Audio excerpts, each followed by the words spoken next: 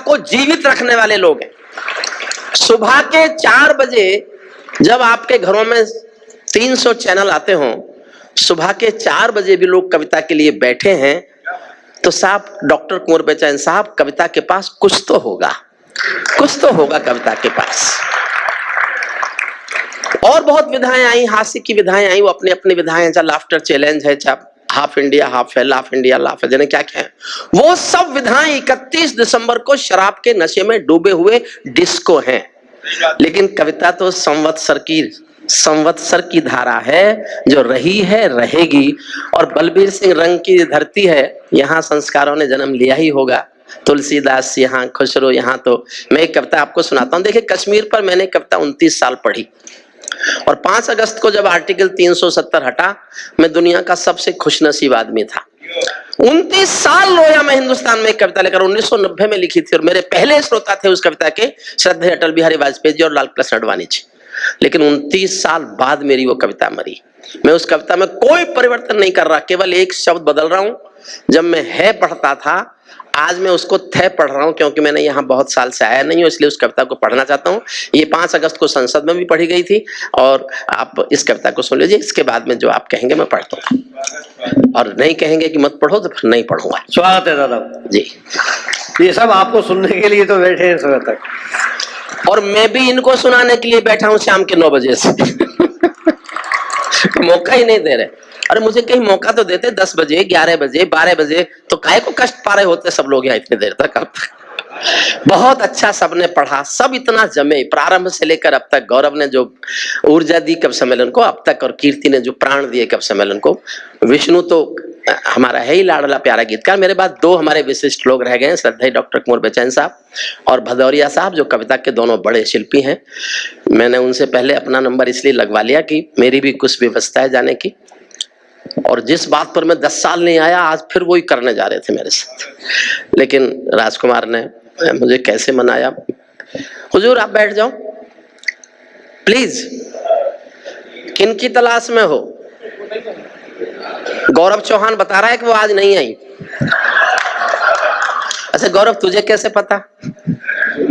मत बोल मेरे बीच में, मैं तेरे समर्थन पर टिका हुआ कवि नहीं। सुनिए मुझसे। काश्मीर जो खुद सूरज के, माइक सचमुच बहुत अच्छा है, इसका थोड़ा वॉल्यूम बढ़ा के रखना। कहाँ से कंट्रोल है? कहाँ से है माइक? बहुत अच्छा साउंड सिस्टम है, बस इतना यही रखना। मैं अपना बढ़ाऊं तो इसका कम मत करना। काश्मीर जो खुद सूरज के बेटे की राजधानी थी, डमरू वाले शिव शंकर की जो घाटी कल्याणी थी। काश्मीर जो भूमंडल का स्वर्ग बताया जाता था, जिसकी मिट्टी को दुनिया में अर्घ चढ़ाया जाता था। काश्मीर जो भारत माता की आंखों का तारा था। काश्मीर जो लाल बहादुर को प्राणों से प्यारा था। काश्मीर वो डूब गया था अंधी गहरी खाई में, फूलों की घाटी रोती थी मरघट की तन्हाई में। फूलों, जागरूक हो जाइए थोड़ी देर के लिए, मुझे जोश देंगे। मैं खुद नींद में भरा हुआ हूं, आप मेरी नींद उतार दो, फिर मैं आपको नींद नहीं आने दूंगा। ये दावा मैं आपके सामने कर सकता हूँ, वादा भी आपके सामने कर सकता हूँ। सुनना, काश्मीर वो डूब गया है अंधी गहरी खाई में, फूलों की घाटी रोती थी मरघट की तन्हाई में। ये अग्नि गंधा मौसम मलबेला था, गंधों के घर बंदूकों का मेला था। मैं भारत की जनता का संबोधन हूँ, आंसू के अधिकारों का उद्बोधन हूँ। इसीलिए दरबारों को दर्पण दिखलाता फिरता था, इसीलिए दरबारों को दर्पण दिखलाता फिरता था। मैं घायल घाटी के दिल की धड़कन गाता फिरता था, मैं घायल घाटी के दिल की धड़कन। काश्मीर था जहां तमंचे थे केसर की क्यारी में। 5 अगस्त से पहले का कश्मीर देखना। काश्मीर था जहां तमंचे थे केसर की क्यारी में। काश्मीर था जहां रुदन था बच्चों की किलकारी में। काश्मीर था जहां तिरंगे झंडे फाड़े जाते थे, 47 के बंटवारे के घाव उगाड़े जाते थे। काश्मीर था जहां हौसलों के दिल तोड़े जाते थे, खुदगर्जी में जेलों से हत्यारे छोड़े जाते थे। खुदगर्जी में जेलों से हत्यारे छोड़े जाते थे। अपहरणों की रोज कहानी होती थी, धरती मैया पानी पानी होती थी। झेलम की लहरें भी आंसू लगती थी, गजलों की बहरें भी आंसू लगती थी। मैं आंखों के पानी को ललकार बनाता फिरता था, मैं घायल घाटी के दिल की धड़कन गाता फिरता था। मैं घायल काश्मीर था जहां गर्द में चंदा सूरज तारे थे, झरनों का पानी रक्तम था, झीलों में अंगारे थे। काश्मीर था जहां फिजाएं घायल दिखती रहती थी, गर्म हवाएं घाटी का राशि फल लिखती रहती थी। काश्मीर था जहां विदेशी समीकरण गहराते थे, गैरों के झंडे भारत की भूमि पर लहराते थे। काश्मीर था जहां हमारा राष्ट्रगान शर्मिंदा था, भारत माँ को गाली देकर भी खलनायक जिंदा था, भारत माँ को गाली देकर भी खलनायक जिंदा था।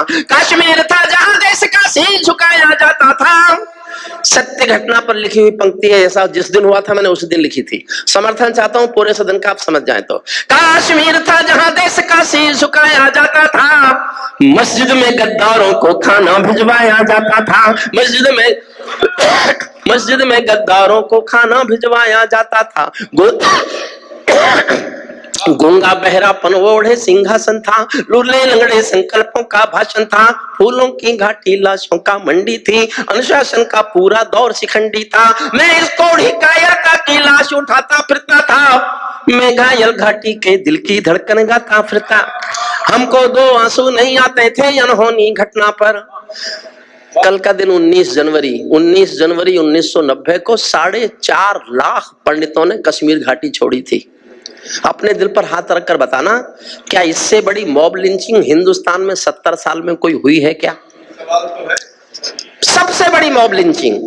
कोई मानव अधिकार वाला रोने नहीं आया, किसी शाहीन बाग में धरना नहीं दिया गया। 4.5 लाख लोग एक सूबे से मार पीट कर उनकी बहन बेटियों के साथ बलात्कार करके उनको निकाल दिया जाए और यह देश चुप रहे और 30 साल चुप रहे। तब सुनना, हमको दो आंसू नहीं आते थे अनहोनी घटना पर, थोड़ी सी चर्चा होती थी बहुत बड़ी दुर्घटना पर। राजमहल को शर्म नहीं थी घायल होती छाती पर, भारत मुर्दाबाद लिखा था श्रीनगर की छाती पर। मन करता था फूल चढ़ा दूं लोकतंत्र की अर्थी पर। भारत के बेटे शरणार्थी हो गए अपनी धरती पर, भारत के बेटे शरणार्थी हो गए अपनी धरती पर। वे घाटी से खेल रहे थे गैरों के बलबूतों पर, जिनकी नाक टिकी रहती थी पाकिस्तानी जूतों पर। कश्मीर को बंटवारे का धंधा बना रहे थे वे, जुगनू को बैसाखी देकर चंदा बना रहे थे वे। फिर भी खून सने हाथों को न्योता था दरबारों का। जैसे सूरज की किरणों पर कर्जा हो अंधियारों का, जैसे सूरज की किरणों पर कर्जा हो अंधियारों का। कुर्सी भूखी थी नोटों के थैलों की, कुलवंती दासी हो गई रखेलों की। और एक नाम लेता हूं, उस नाम को सुनकर आपके दिल में आदर की सम्मान की एक भी हिलोर उठे तो उस हिलोर को तालियों के हिलोर बनाना। मैं देखना चाहता हूं उस नाम से इस देश को आज भी कितना प्यार है, कितना प्यार करता है ये देश। कुर्सी भूखी थी नोटों के थैलों की, कुलवंती दासी हो गई रखेलों की। घाटी आंगन हो गई खूनी खेलों की, बहुत जरूरत थी सरदार पटेलों की, बहुत जरूरत थी सरदार पटेलों की। मैं घाटी के आंसू का संतास मिटाता फिरता था, मैं घायल घाटी के दिल की धड़कन गा। हमको दो आंसू नहीं आते थे अनहोनी घटना पर, जब चौराहों पर हत्यारे महिमा मंडित होते थे। मैं एक छंद बहुत जोश में पढ़ना चाहता हूँ। मैं 3 दिन पहले बेंगलोर में था तो मेरे मुंह से ऐसे निकल गया। मैं बहुत जोश में पढ़ूंगा लेकिन मैं चाहता हूँ जनता मुझसे भी ज्यादा जोश में सुने। फिर मेरे मुंह से यह निकल गया निडर साहब की, मैं देखना चाहता हूं कि मैंने जोश में ज्यादा सुनाया कि जनता ने जोश में ज्यादा सुना। और फिर मैंने ये भी कहा दिल से कि मैं ये चाहता हूं मैं हार के जाऊं, मैं हार जाऊं। इस बात का अगर फैसला हो कि जनता ने जोश में ज्यादा सुना था कि कवि ने जोश में ज्यादा सुनाया था, तो फैसला ये हो कि जनता जीती थी, कवि हार गया था। मैं एटा में भी आज हार के जाना चाहता हूं। राजकुमार, एक छंद सुनना, आपको लगे कि मुझसे ज्यादा जोश में आपको सुनना चाहिए तो आप मुझे हराएंगे तो यही मेरी जीत होगी और आज का मेरा पुरस्कार होगा। सुनिएगा। जब चौराहों पर हत्यारे महिमा मंडित होते थे, जब चौराहों पर हत्यारे महिमा मंडित होते थे, भारत माँ की मर्यादा के मंजर खंडित होते थे। जब कच्छ भारत के नारे थे गुलमर्ग की गलियों में, शिमला समझौता जलता था बंदूकों की नलियों में, तो केवल आवश्यकता थी हिम्मत की खुददारी की, तो केवल आवश्यकता थी हिम्मत की खुददारी की। 56 इंची सीने से ही आशा थी दमदारी की, 56 इंची सीने। जिंदाबाद जिंदाबाद दादा, अच्छा है। जा हो गया। मेरी शुभकामनाएं गौरव को, गौरव के शहर को। राजकुमार जी, आपने तो मुझे सेमीफाइनल में जिता दिया। जी दादा स्वागत। अगली पंक्ति थी जो मुझे, जिसके लिए मैंने लिखा, जिसके लिए मैं 29 साल चीखा, देश भर में चिल्लाया, रोज कहता था मेरी कविता मर जाए, मेरी कविता मर जाए, मेरी कविता मर जाए, लेकिन 5 अगस्त को मरी। मैं 4 अगस्त को बाबा रामदेव के यहाँ था, आचार्य बालकृष्ण जी का जन्मदिन था। मैंने वहां कहा कि मैं दुआ कर रहा हूं कि कल संसद जब शुरू हो तो मेरी कविता के मरने की खबर मिले, और ऐसा हुआ। इसकी अगली पंक्ति सुनना, और जितने समर्थन, प्यार, दुलार, आशीष आपने अभी दिया है उससे ज्यादा देखना चाहता हूं, सुनना। फिर पढ़ता हूं। जब चौराहों पर हत्यारे महिमा मंडित होते थे, भारत मां की मर्यादा के मंजर खंडित होते थे, जब कश भारत के नारे थे गुलमर्गा की गलियों में, शिमला समझौता जलता था बंदूकों की नलियों में, तो केवल आवश्यकता थी हिम्मत की, खुददारी की, 56 इंची सीने से ही आशा थी दमदारी की। संविधान को बदल दिया है, घाटी गैर नहीं होगी, जहां तिरंगा नहीं मिलेगा उनकी खैर नहीं होगी, जहां तिरंगा नहीं मिलेगा। जिंदाबाद जिंदाबाद। सल्यूट करता। जहां तिरंगा नहीं। अंतिम छंद पढ़ता हूं साहब, लेकिन अरे साहब बैठिए। देखो आप वही हो सब। अब देखिए, अब हमारे भाजपा के लोग CAA के समर्थन में प्रचार करते घूम रहे हैं, और सुनने वही आ रहे हैं जो उनके समर्थक हैं।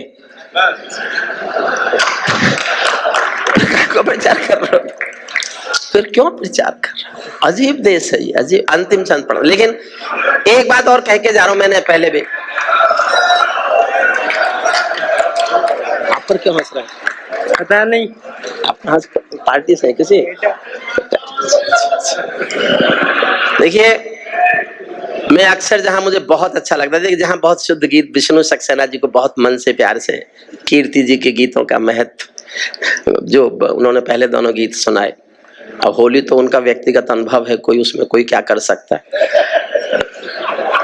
अच्छा, मेरे अनुभव ऐसे हैं नहीं तो मैं उनके बारे में टिप्पणी, लेकिन मुझे ये कहने में कोई संकोच नहीं है, मैं कीर्ति के शिल्प का बहुत बहुत प्रशंसक हूं। मुझे अच्छा लगता है उनको सुनना। कभी उनकी कोई कैसेट CD मिल जाए, फेसबुक पर मिल जाए, तो मुझे उनको सुनना बहुत अच्छा लगता है। और मैंने जो कहा, मेरी बात को गलत समझ गई वो, मैंने कहा था सिर्फ कि आपने जितना पढ़ दिया इससे ज्यादा पैसा दे दिया क्या राजकुमार ने? इसका कोई मोल होता है? जितना मन से आप सुन रहे हैं प्रारंभ से इतना देखो साहब, मैं नहीं समझता, मुझे तो याद नहीं आता कि पिछले 10 साल में मैंने हिंदुस्तान में कहीं भी 18 कवियों को एक मंच पर देखा है, और सब बड़े बड़े अच्छे कवियों को जो खूब पैसे भी लेते हैं।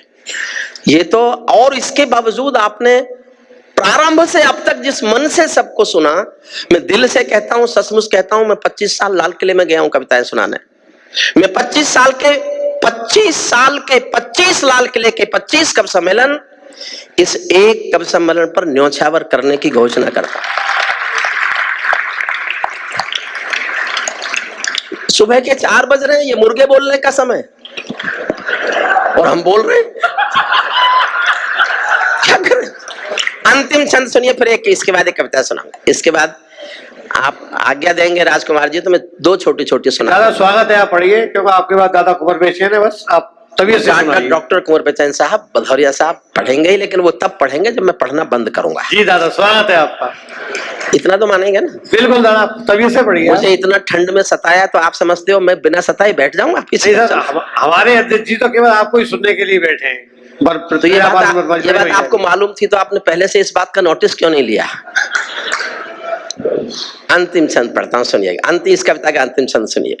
मैं घायल घाटी के दिल की धड़कन, और ये है जो कवि है, संवेदनशील है, वो युद्ध का समर्थक नहीं हो सकता। मैं ऐसा मानता हूं, मेरी अपना मत है कि संवेदनाओं का वाहक युद्धों का समर्थन नहीं करेगा। लेकिन कितनी धमकी सुने, कब तक सुने? 70 साल हो गए सुनते सुनते, अभी भी रोज धमकी देता, हमारे पास एटम बम, हमारे पास एटम बम है। तो मैंने एक वैज्ञानिक, मेरे दोस्त ने, मैंने उनसे पूछा, भाई बताओ अगर हो भी गया एटॉमिक वार तो होगा क्या? बोले साहब, अगर एटॉमिक वार हो गई तो दोनों तरफ के 25-25 करोड़ लोग मर जाएंगे। तो मैंने दुखी होकर यह कहा, अगर ऐसा ही होता है और इस पाप से निपटने का यही रास्ता है तो होने दो। हम तैयार हैं 25 करोड़ मरने के लिए, पाकिस्तान तो समाप्त। और हमारे यहां जनसंख्या नियंत्रण कानून लाने की जरूरत समाप्त। मैंने दुखी होकर उस काम का समर्थन किया जिसका समर्थन मैं नहीं कर सकता। अंतिम छंद सुनना, फिर मैं एक कविता मेरे मन से सुनाऊंगा। मोदी जी पर एक कविता सुनाऊंगा, छोटी सी, बहुत छोटी सी। अमरनाथ को गाली दी है, भीख मिले हथियारों ने, अभी भी देता है। अमरनाथ, श्रद्धेय ओमपाल लीडर जी को सौंपता हूं अंतिम छंद के अंतिम पंक्ति। अमरनाथ को गाली दी थी, भीख मिले हथियार। हुजूर बैठ जाओ भैया, इसको बंद कर दो यार। अब सिर्फ कविता सुन, आप भी बैठ जाओ, इसको बंद कर दो। सेट करो मत करो, पर आप बैठ जाओ। अच्छा, मैं 10 साल नहीं आया तो आप मुझे भूल गए क्या? मैंने जिन सरकारों पे लिखा वो बैठ गई।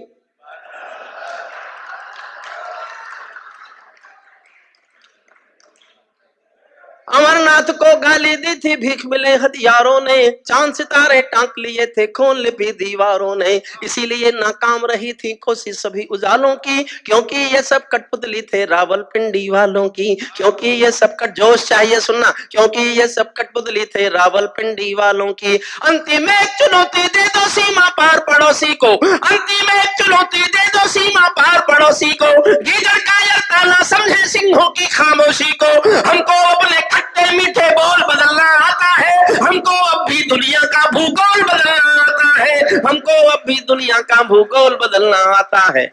जिनको भारत के झंडे न भाती हो, जिनको भारत की धरती न भाती हो, भारत के झंडों से बदबू आती हो, जिन लोगों ने मां का आंचल फाड़ा हो, दूध भरे सीने में चाकू गाड़ा हो, मैं उनको चौराहों पर फांसी चढ़वाता फिरता था, मैं घायल घाटी के दिल की धड़कन गाता फिरता। देखिए मोदी जी पे क्या, देखिए देश परंपराओं का है, निष्ठा का है, भरोसे का है, विश्वास का है, विश्वास का है। अभी मैं किसी की, पता नहीं मेरे व्हाट्सएप पे किसी ने भेजी 2 लाइन, थ्रिल किया मुझे। अगर ये आपका घर है तो आपको डर क्या है, और आप घुसपैठी हैं तो फिर ये आपका घर कहां है?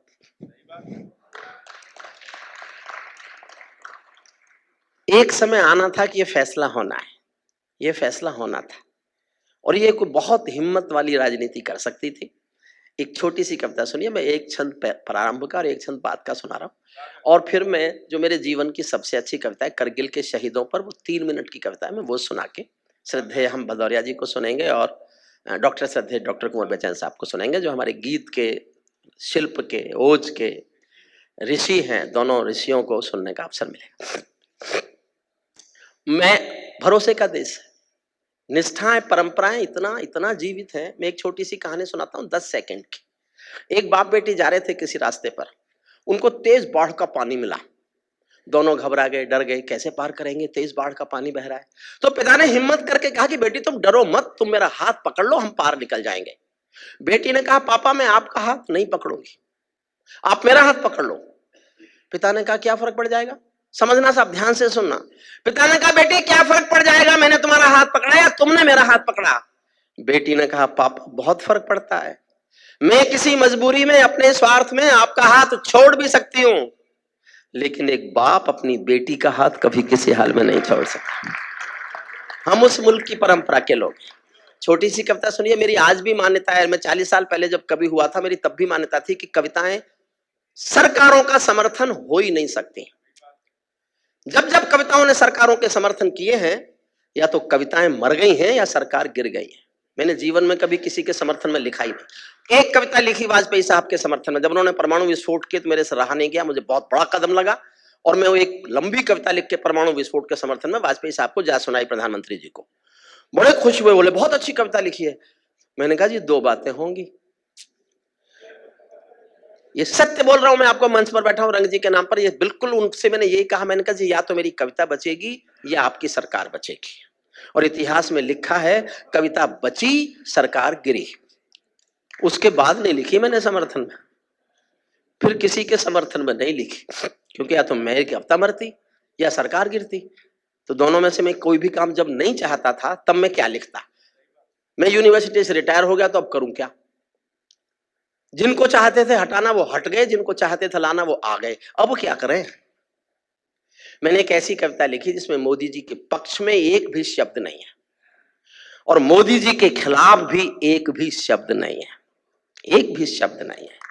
और कविता में हरिओम पवार जिंदा लगे आपको तो आप मेरा समर्थन करना। छोटी सी मतलब लंबी कविता है लेकिन मैं केवल 2 छंद उसके सुना रहा हूं। राजकुमार जी सुनिए। मैं ताजों के लिए समर्पण वंदन गीत नहीं गाता, मैं ताजों के लिए समर्पण वंदन गीत न... बोर तो नहीं हो रहे ना, नींद तो नहीं आ रही ना, तो एक बार तालियां उठाइए आपके बस में। मैं ताजों के लिए समर्पण वंदन गीत नहीं गाता, दरबारों के लिए कभी अभिनंदन गीत नहीं गाता, गौन भले हो जाऊं लेकिन मौन नहीं हो सकता मैं। एक पंक्ति में समझना, चौथी पंक्ति में मैं हूं क्या और मैं कहना क्या चाहता हूं। चौथी पंक्ति समझ जाओगे तो मेरी पूरी कविता समझ जाओगे। फिर दोहराता हूं, चौथी पंक्ति पर आपका मन मांगता हूं, आप समझे तो ही तालियां बजाएं। मैं ताजों के लिए समर्पण वंदन गीत नहीं गाता, दरबारों के लिए कभी अभिनंदन गीत नहीं गाता, गौन भले हो जाऊं लेकिन मौन नहीं हो सकता मैं। पुत्र मोह में शस्त्र त्याग कर द्रोण नहीं हो सकता मैं। पुत्र, सल्यूट करता हूं आपको, आपने गंभीर पंक्ति समझी। पुत्र मोह में शस्त्र त्याग कर द्रोण नहीं हो सकता मैं। कितने ही पहरे बैठा दो मेरी क्रुद्ध निगाहों पर, मैं दिल्ली से बात करूंगा भीड़ भरे चौराहों पर। मैं गाथा वाचन करता हूँ सिंहासन परिवर्तन की, अच्छे दिन आने वाले हैं नारों के आकर्षण की। कभी किसी भी प्रलोभन में मेरी कलम नहीं बिकती और किसी भी डर के आगे दिन को रात नहीं लिखती। मैं शब्दों की कांति ज्वाल हूँ, वर्तमान को गाऊंगा। जिस दिन मेरी आग बुझेगी मैं उस दिन मर जाऊंगा, जिस दिन मेरी आग बुझेगी मैं उस दिन मर जाऊंगा। सिंहासन वाले पंखों पर उड़ता नहीं मिलूंगा मैं, सिंहासन वाले पंखों पर उड़ता नहीं मिलूंगा मैं। राजमहल के कालीनों से जुड़ता नहीं मिलूंगा मैं धरती पर इंकलाब के स्वर की एक निशानी हूँ। गाते गाते अंगारा हूँ, लिखते लिखते पानी हूँ, गाते गाते अंगारा हूँ, लिखते लिखते पानी हूँ, गाते गाते अंगारा हूँ, लिखते लिखते पानी हूँ। सत्ता का आकर्षण मेरी भूख नहीं। जो मैं बोल रहा हूँ ये कोई गर्वोक्ति नहीं है। ओमपाल निडर जानते हैं 1914 के चुनाव में टिकट मांगने वाले हजारों थे, मिले हुए टिकट को लौटाने वाला सिर्फ मैं था, सिर्फ मैं था। 7 दिन तक मेरी खुशामद हुई भाजपा के शीर्ष नेता से और बाबा रामदेव से कि मैं चुनाव लड़ूं, लेकिन मैं चुनाव लड़ने के लिए नहीं पैदा हुआ, मैं चुनाव के लिए नहीं बना। मैं जो हूं, जो मेरी जिंदगी है, मैं एटा के उन लोगों से जिन्होंने श्रद्धेय रंग जी को विश्व का विश्वविख्यात गीतकार बनाया, मैं उनके मंच पर बैठकर उनकी जनता के बीच अपने लिए आशीष मांगता हूं। सुनना, सत्ता का आकर्षण मेरी भूख नहीं, शाल दुशाला चंदन मेरी भूख नहीं, सरकारी अभिनंदन नहीं चुने मैंने, राजनीति के बंधन नहीं चुने मैंने, पद्म पुरस्कारों की चाह नहीं करता, दरबारों की मैं परवाह नहीं करता, कलम सिपाही बनकर जिंदा रहता हूँ, भूखे बच्चों से शर्मिंदा रहता हूँ, भूखे बच्चों से शर्मिंदा रहता हूँ, पगडंडी से लाल किले तक जाता हूँ, झुग्गी झोपड़ियों के आंसू गाता हूँ। और किसी भी ओज के कवि का, चाहे गौरव चौहान हो, चाहे मैं हूं, हम सरदे धुरंधर भदौरिया जैसे सीखे, भले उम्र में छोटे हों लेकिन हम उनसे सीखते हैं। मैंने उनका एक छंद पढ़कर अपनी कविताओं को मान सम्मान दिया है, अपनी कविताओं को जिंदा रखने की कोशिश की है और गर्व के साथ उनका नाम लेकर मैं उनका छंद पढ़ता रहा। और मैंने जो मैं कविता सुनाऊंगा उस छंद को अगर मैंने पहले सुन लिया होता तो मैं वो कविता लिखता ही नहीं, क्योंकि मेरी पूरी कविता से अच्छा वो एक अकेला छंद है, अकेला छंद है। यही शीर्षक होना चाहिए किसी भी कवि की कविता का। जो मैं बोलने जा रहा हूं आपका मन मांगता हूं सुनना। पगडंडी से लाल किले तक जाता हूं, झुग्गी झोपड़ियों के आंसू गाता हूं, लेकिन दरबारों में कभी का शीश नहीं झुकने दूंगा, लेकिन दरबारों में कभी का शीश नहीं झुकने दूंगा। कविता का सिंहासन से संग्राम नहीं रुकने दूंगा, कविता का सिंहासन से संग्राम। जैसे ही सत्ता बदली मैंने कविता लिखने शुरू की। भारत माँ के घर में नया बसंत दिखाई दे। सुर बैठ जाओ, क्यों खड़े हो गए? प्लीज प्लीज प्लीज अब मत उठना, और अब के कोई उठाना तो मैं उसको पांडेचेरी ले जाके मंत्री बनवाऊंगा, वहां बहुत चलती है मेरी उधर। सुन लीजिए मन से। भारत माँ के घर में नया बसंत दिखाई देता है, और अगली पंक्ति अच्छी लगे तो ही दाद देना। भारत माँ के घर में नया बसंत दिखाई देता है, वंशवाद की परंपरा का अंत दिखाई देता है। वंशवाद की सबसे बड़ा कोड है ये हिंदुस्तान के लोकतंत्र का। वंशवाद की परंपरा का अंत दिखाई देता है। तुमने उस दिन परंपरा का सूरज एक उगाया था। मैं मोदी जी का 20 साल साथ उठा बैठा हूं, लेकिन मैं उनका बहुत घोर प्रशंसक कभी नहीं था। वो मेरे श्रोता थे, कविताएं सुनाता था बस। उनके मुख्यमंत्री काल में एक घटना से मैं उनका प्रशंसक बना हूं। एक घटना ने मुझे उनका प्रशंसक बनने के लिए मजबूर किया है।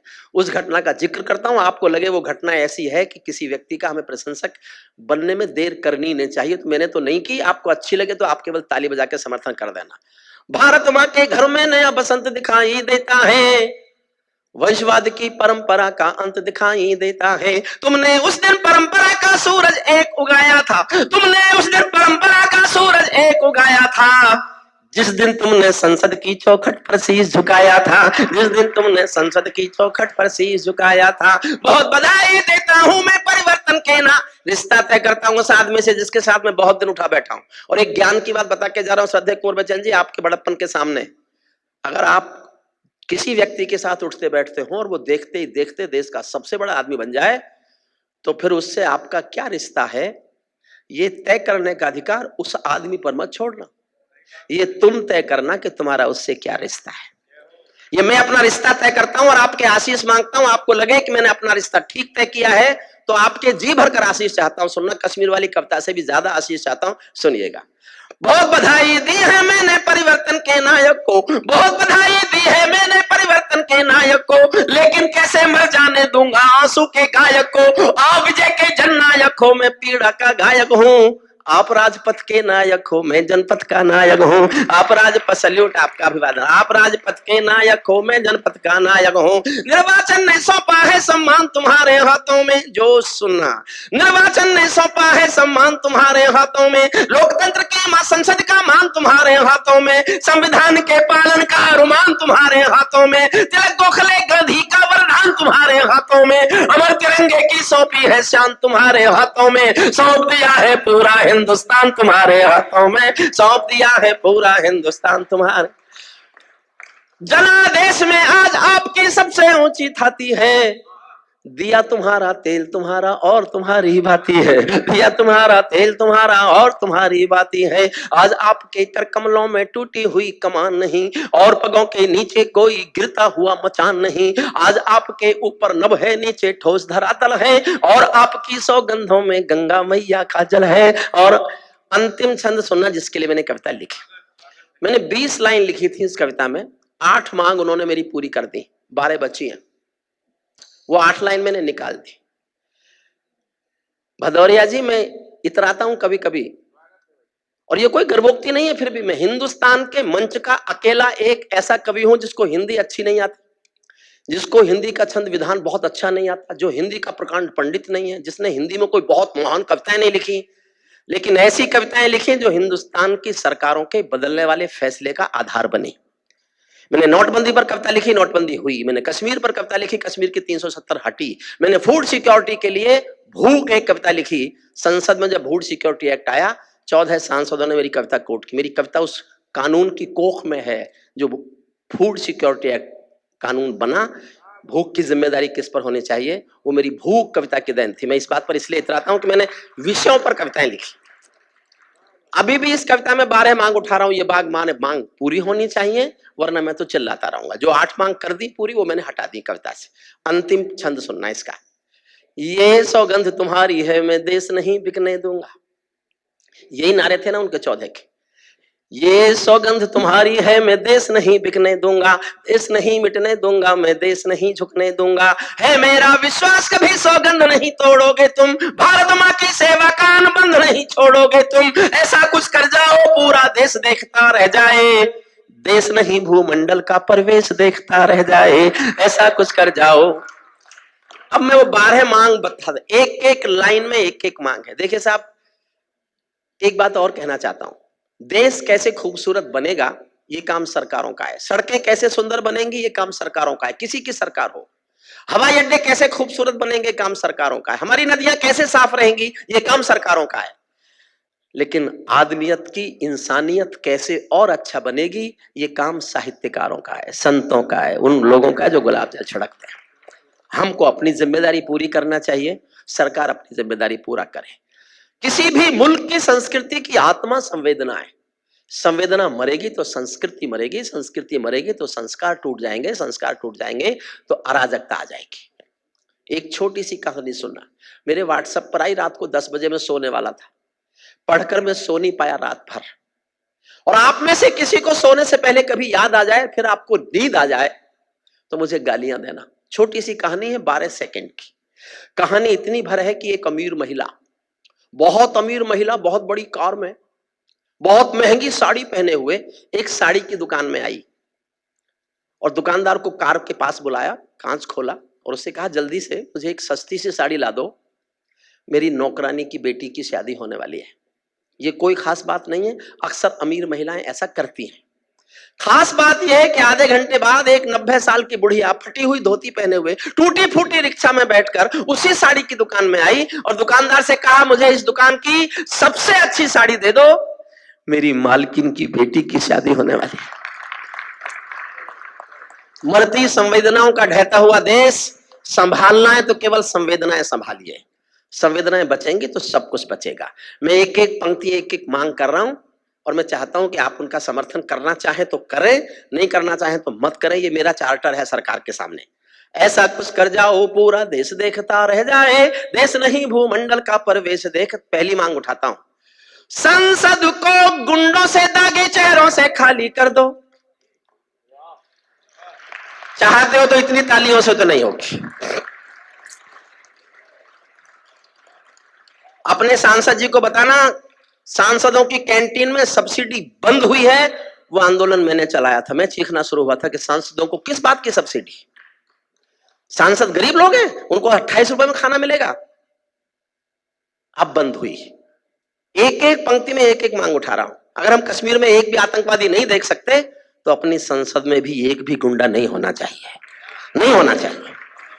संसद को गुंडों से दागे चेहरों से खाली कर दो, भूखे मरते हुए किसानों के घर खुशहाली भर दो, भूखे मरते हुए किसानों के घर खुशहाली भर दो। कश्मीर में भारत मां की जयकारों के स्वर दे दो। अगली पंक्ति अच्छी लगे तो समर्थन करना। कश्मीर में भारत मां की जयकारों के स्वर दे दो, हर विस्थापित कश्मीरी पंडित को उसका घर दे दो, हर विस्थापित कश्मीरी पंडित को उसका घर दे दो। खेलों को नेताओं से पूंजीपतियों से मुक्त करो, माँ बहनों बेटी का जीना स्वाभिमान से युक्त करो। झोपड़ियों को मत सिखलाओ तौर तरीका जीने का, उन्हें मयस्सर कर दो केवल अच्छा पानी पीने का, उन्हें मयस्सर कर दो केवल अच्छा पानी पीने का। नंगे बदन लिए फिरते हैं ख्वाहिश एक लंगोटी की, खाली पेट लिए बैठे हैं उम्मीदें 2 रोटी की। कहीं भूख से कोई बच्चा मर ना जाए याद रहे, 10 करोड़ भूखी पीढ़ी की याद तुम्हें फरियाद रहे। तुम चाहो तो भारत के घर घर को देवालय दे दो, लेकिन सबसे पहले झोपड़ियों को शौचालय दे दो, लेकिन सबसे पहले झोपड़ियों को शौचालय दे दो। ऐसा कुछ कर जाओ पूरा देश देखता रह जाए, देश नहीं भूमंडल का परवेश देखता रह जाए। अंतिम पंक्तियां सुनना, ऐसा लगे कि सबका साथ तुम्हारे दिल की इच्छा है। अगर वो ये सिद्ध कर दें कि सबका साथ, सबका विकास, सबका विश्वास ही उनके दिल में और कुछ नहीं है, तो फिर वो, फिर भी वो, फिर भी वो और फिर भी वो। लेकिन ये सिद्ध होना चाहिए, ये सिद्ध होना चाहिए। और ये सिद्ध तब होगा जब इस देश में दादरी और कासगंज नहीं होंगे। देश में दादरी और कासगंज नहीं होने चाहिए, नहीं होने चाहिए। कोई बिके हुए लोग कहीं 2-4 दिन के लिए कोई दुकान चलाएं और मुझसे पूछते हैं ये क्या हो रहा है दिल्ली में, क्या हो रहा है? कुछ भी नहीं हो रहा। मैं उनको असली बात बताता हूं कि 8 फरवरी को चुनाव हो रहा है और ये सब इसलिए हो रहा है कि वहां 8 फरवरी को चुनाव हो रहा है। अगर 9 फरवरी को तुम दिल्ली में मुझे एक भी आंदोलनकारी दिखा दो तो मेरा नाम बदल देना आप। कहीं पे नजरें, कहीं पे तीर, कहीं पे निशाना, ऐसी चलता है इस देश में। एक आया था गैंग, अवार्ड वापसी गैंग, वो बिहार के चुनावों तक था। मैंने बता दिया था बिहार के जिस दिन चुनाव खत्म, एक भी आदमी वापस अपना अवार्ड नहीं करेगा उसके बाद, और आज तक उसके बाद एक भी आदमी ने अपना अवार्ड वापस नहीं किया। और जिन्होंने वापस किए थे किसी ने चेक तो लौटाया ही नहीं, वो 15 रुपए की शील्ड लौटाई आए, फिर बाद में उसको भी उठा लाए, क्योंकि घर में तो दिखानी है ना आने वालों को कि हमको मिली हुई है। अब अगर ये इतिहास निकल जाए कि इनको कैसे मिली है तो कई समस्याओं का हल हो जाए, लेकिन वो मेरा इस समय मेरा वो उद्देश्य नहीं है। अंतिम पंक्तियां सुनना। और साहब देखो, एक आखिरी पंक्ति में थोड़ा सा पक्षपात तो मेरे से भी हुआ है, इतना तो भारत में चलता है। पक्षपात पूरी तरह समाप्त नहीं होना चाहिए, बड़ी मुश्किलों से पाला पोसा है हमने उसको। तो एक लाइन में मैंने भी किया है। अगर वो आपको बहुत पसंद आए तो बहुत दुआएं देना मुझे कि मैंने ठीक पक्षपात किया है, और आपको लगे कि हरिओम पवार को ये पक्षपात नहीं करना चाहिए था। अगर मुझे यहाँ आपके बीच पढ़ने के बाद ऐसा लगा कि मुझे ये पक्षपात नहीं करना चाहिए था, तो कल से पढ़ना बंद करूंगा इस लाइन को। और आपने बहुत प्यार दिया और आपको लगा कि साहब इतना तो बनता है, तो फिर मुझे आशीष देना कि ताकि मैं उस लाइन को पढ़ता रहूं। अंतिम पंक्तियां सुनना। ऐसा कुछ कर जाओ पूरा देश देखता रह जाए, देश नहीं भूमंडल का प्रवेश देखता रह जाए। ऐसा लगे कि सबका साथ तुम्हारे दिल की इच्छा है, सामाजिक सद्भाव तुम्हारी सबसे कड़ी परीक्षा है, सामाजिक सद्भाव तुम्हारी सबसे कड़ी परीक्षा है। ऐसा लगे कि गुजराती बेटा गांधी का सपना है, ऐसा लगे कि भारत का सरपंच हमारा अपना है, ऐसा लगे कि सवा अरब की आबादी का दमखम हो, ऐसा लगे कि भारत की सब तहजीबों का संगम हो, ऐसा लगे कि देशद्रोहियों को तुमने ललकार दिया, ऐसा लगे कि देशद्रोहियों को तुमने ललकार दिया, ऐसा लगे कि भारत माँ का हर दुश्मन धिक्कार दिया, ऐसा लगे कि काले धन का पूरा खेल हिल गया है, ऐसा लगे कि दिल्ली को सरदार पटेल मिल गया है, ऐसा लगे कि दिल्ली को सरदार। बहुत बहुत सैल्यूट। एक छोटी सी कविता 4 मिनट की और पढ़ता आज्ञा लेके भदौरिया जी से और डॉक्टर कुंवर बेचैन साहब से, सभी से मान लो, वरना ये आंख काढ़ेगा राजकुमार। इतने पैसा दिए हैं दादा आपको सुनने के लिए सारे लोग बैठे। खैर मैं तो सर झुका ही सकता हूँ, सर झुका के अभिवादन कर सकता हूँ, लेकिन ऐसे मत करना कभी कि 2 बजे घर भेज दूंगा।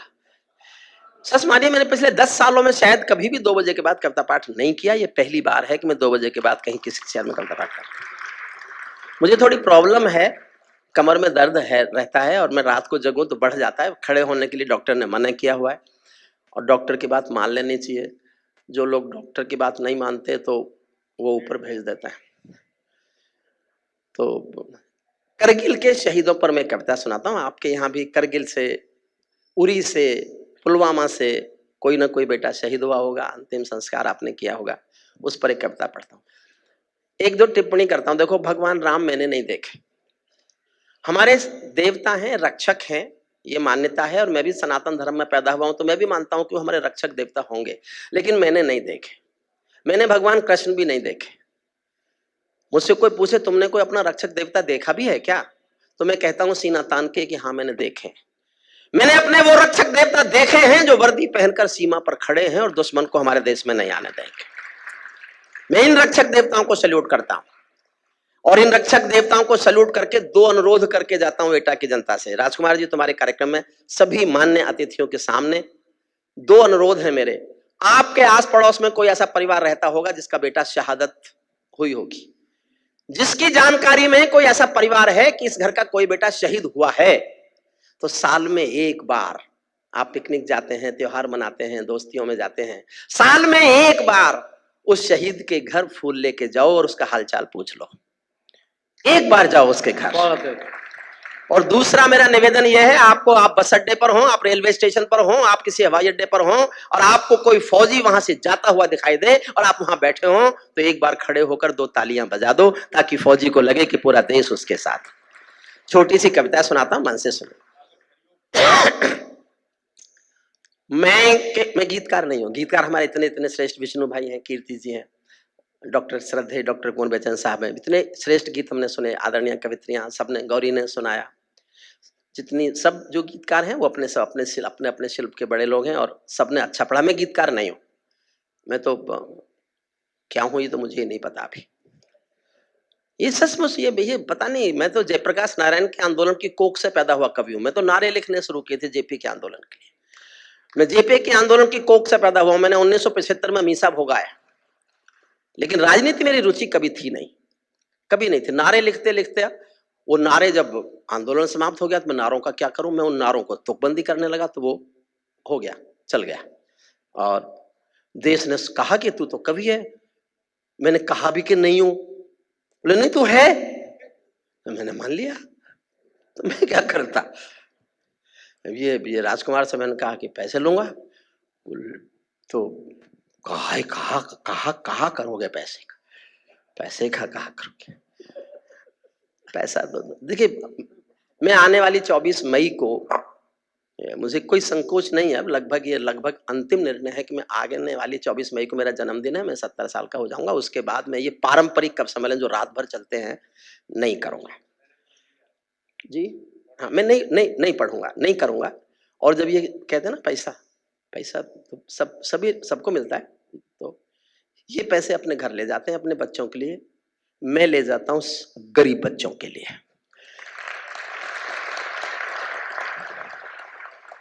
इस समय 850 गरीब बच्चे, आपके चारों तरफ मेरे विद्यार्थी जज हैं आजकल। कासगंज में बिटिया अलका है, सिकंदराराव में बलराम पंवार है, इटावा में तालियान है, ये सब मेरे विद्यार्थी वहां से निकले हुए हैं। और गर्व भी होता है मेरे इस समय 7 विद्यार्थी उत्तर प्रदेश इलाहाबाद हाई कोर्ट में जज हैं, हाई कोर्ट में जज हैं इस समय 7 विद्यार्थी। और बिहार में ऐसे भी कुछ विद्यार्थी जज हैं जो मेरे ट्रस्ट से पढ़े हैं, और वो जज हो गए और मुझसे कहते हैं क्या करें सर? तो मैंने कहा कि एक एक बच्चे को पढ़ाओ, एक एक बच्चे को, और किसी गरीब माँ के बच्चे को पढ़ा दो, कुछ बना दो उसे, तो इतना यही मेरी गुरु दक्षिणा होगी। इस कविता को सुनिए, मुझे अपनी ये कविता अच्छी लगती है, भावुकता में लिखी गई। मेरठ शहर में जहां मैं रहता हूँ, एक कैप्टन मनोज तलवार का पार्थिव शरीर आया था करगिल के युद्ध में। मैं भीड़ में था, भीड़ में भीगी आंखों से आगे में जा नहीं पाया, अंतिम संस्कार में कर नहीं पाया, तो भीड़ में भीगी आंखों से एक छोटी सी कविता लिखी, वो सुन लीजिए। मैं केशव का 5 जन्म भी गहन मौन में खोया हूँ, मैं केशव का 5 जन्म भी गहन मौन में खोया हूँ। उन बेटों की याद कहानी लिखते लिखते रोया हूँ, उन बेटों की याद कहानी लिखते लिखते रोया हूँ। जिस माथे की कुमकुम बिंदी वापस लौट नहीं पाई, चुटकी झुमके पायल ले गई कुर्बानी की यमराई। कुछ बहनों की राखी जल गई है बर्फीली घाटी में, वेदी के गठबंधन मिल गए हैं करगिल की माटी में। पर्वत पर कितने सिंदूरी सपने दफन हुए होंगे, 20 बसंतों के मधुमा से जीवन हवन हुए होंगे। टूटी छोड़ी धुला महावर रूठा कंगन हाथों का, कोई मोल नहीं दे सकता बसंती जज्बातों का, कोई मोल नहीं। टूटी छोड़ी धुला महावर रूठा कंगन हाथों का, कोई मोल नहीं दे सकता बसंती जज्बातों का। जो पहले पहले चुंबन के बाद लाम पर चला गया, एक पल जीना मेरे साथ श्रद्धेय निडर जी, एक पल का एहसास जीना। जो पहले पहले चुंबन के बाद लाम पर चला गया, नई दुल्हन की से छोड़कर युद्ध काम पर चला गया। उसको भी मीठी नींदों की करवट याद रही होगी, उसको भी मीठी नींदों की करवट याद रही होगी। खुशबू में डूबी यादों की सलवट याद रही होगी, खुशबू में डूबी यादों की सलवट याद रही होगी। उन आंखों की 2 बूंदों से जीवन की श्रेष्ठ पंक्ति पढ़ रहा हूं। और में बड़े लोग बैठे हैं, ओमपाल निडर जी हों, भदौरिया जी हों, श्रेष्ठ शिल्पी कीर्ति जी हों, कुंवर बेचैन साहब हों, विष्णु जी हों। मैं, ये मेरा अहंकार नहीं है जो मैं कह रहा हूं, मैंने जीवन में केवल एक पंक्ति अच्छी लिखी है। मैं आज तक खुद को एक ही पंक्ति का कवि मानता हूं। मुझे दुआएं देना, तालियों से आशीष देना। अगर मैंने ऐसी एक पंक्ति और लिख ली तो मैं घोषणा कर दूंगा मैं कवि हो गया। अभी नहीं हूं, एक पंक्ति का हूं, वो अपने जीवन की सबसे अच्छी पंक्ति राजकुमार तुम्हारे इस कार्यक्रम में एटा की धरती पर रंग जी को समर्पित करता हूं, सुनिएगा। उनको भी मीठी नींदों की करवट याद रही होगी, खुशबू में डूबी यादों की सलवट याद रही होगी। उन आंखों की 2 बूंदों से 7 सागर हारे हैं, उन आंखों की 2 बूंदों से 7 सागर हारे हैं। जब मेहंदी वाले हाथों ने मंगलसूत्र उतारे हैं, जब मेहंदी वाले, उन आंखों की 2 बूंदों से 7 सागर हारे हैं। जब मेहंदी वाले हाथों ने मंगलसूत्र उतारे हैं, गीली मेहंदी रोई होगी चुपके घर के कोने में, ताजा काजल छूटा होगा चुपके चुपके रोने में। जब बेटे की अर्थी आई होगी सोने आंगन में, जब बेटे की अर्थी आई होगी सोने आंगन में, शायद दूध उतर आया हो बूढ़ी माँ के दामन में, शायद दूध उतर आया हो बूढ़ी माँ। पूरे संसार में किसी मजहब में नहीं है परंपरा। करगिल के युद्ध में एक बेटा शहीद हुआ था, वीरेंद्र सिंह। उसका गांव है भरतपुर के पास, अजान, महाराष्ट्र, राजस्थान में। ये कल्पना नहीं है, सत्य घटना है। जब वीरेंद्र सिंह का पार्थिव शरीर सेना लेके आई तो उसकी पत्नी ने गांव वालों की मर्जी के खिलाफ, ये पहली घटना थी, उसके बाद तो कुछ घटनाएं घटी। देहरादून में कविता ने अपने पति को कंधा दिया, उसके बाद घटना घटी, लेकिन जो दुनिया में इतिहास में पहली घटना घटी वो अजान गांव की थी। वीरेंद्र सिंह की पत्नी ने गांव वालों की मर्जी के खिलाफ, अफसरों की मर्जी के खिलाफ शादी के दिन के कपड़े पहने और शमशान घाट तक अपने पति की अर्थी को कंधा दिया। यह दुनिया की पहली घटना थी। जो घटना दुनिया में पहली बार घटे वो तो अपने में महाकाव्य है, कोई क्या लिखेगा उस पर। फिर भी मैंने एक पंक्ति लिखी है, आप प्यार से सहेजना। वो विधवा पूरी दुनिया का बोझा सर ले सकती है, वो विधवा पूरी दुनिया का बोझा सर ले सकती है, जो अपने पथ की अर्थी को भी कंधा दे सकती है, जो अपने पथ की अर्थी को भी कंधा दे सकती है। मैं ऐसी हर देवी के चरणों में सिर झुकाता हूँ, इसीलिए मैं कविता को हथियार बनाकर गाता हूँ, इसीलिए मैं कविता को हथियार बनाकर गाता हूँ। जिन बेटों ने पर्वत काटे हैं अपने नाखूनों से, सैनिक का शौर्य सुनना 6 लाइन में। क्या है वो बहादुर लोग जिनको मैंने अपना देवता बताया? जिन बेटों ने पर्वत काटे हैं अपने नाखूनों से, उनकी कोई मांग नहीं है दिल्ली के कानूनों से।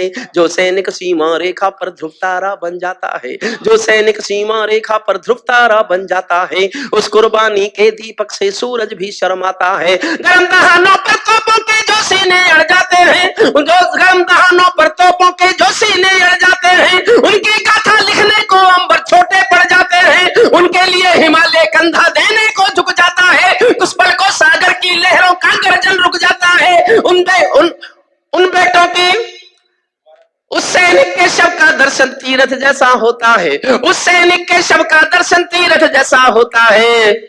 चित्र शहीदों का मंदिर की मूरत जैसा होता है, चित्र शहीदों का मंदिर की मूरत जैसा होता है। क्या ये देश उन्हीं का है जो सीमा पर मर जाते हैं? क्या ये देश उन्हीं का है जो सीमा पर मर जाते हैं?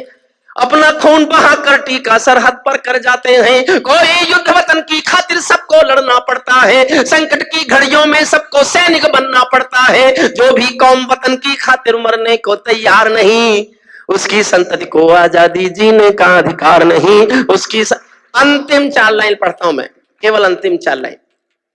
मेरे मन में थी एक पंक्ति नेताओं पर बहुत कठोर लिखने की, बहुत कठोर, और ये सोचता था मैं कि कठोर, बहुत कठोर पंक्ति हो, लेकिन ऐसी हो कि उनकी समझ में आए नहीं, नेता समझे नहीं, और समझे तो इतनी देर में समझे जब तक मैं निकल लूं।